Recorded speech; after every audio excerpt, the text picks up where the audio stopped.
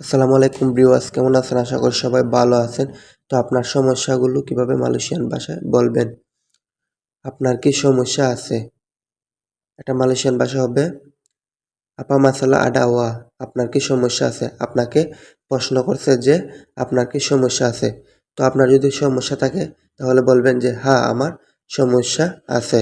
বা আপনার যদি সমস্যা না থাকে তাহলে বলবেন যে না, আমার সমস্যা নাই। তো কিভাবে বলবেন মালয়েশিয়ান ভাষায়? আমার আছে একটু সমস্যা বস। Saya ada masalah চিকিৎ বস। আমার আছে একটু সমস্যা বস। সাই অর্থ আমি, তো এখানে ধরে নেবেন আমার, আডা অর্থ আছে, মাসালা অর্থ সমস্যা, চিকিৎ অর্থ একটু, বস অর্থ বস। সাই আডা মাসালা চিকিৎ বস। আমার আছে একটু সমস্যা। তো যদি সমস্যা না থাকে তাহলে বলবেন আমার সমস্যা নাই। এটা মালয়েশিয়ান ভাষা হবে সাইয়া তাডা মাসালা।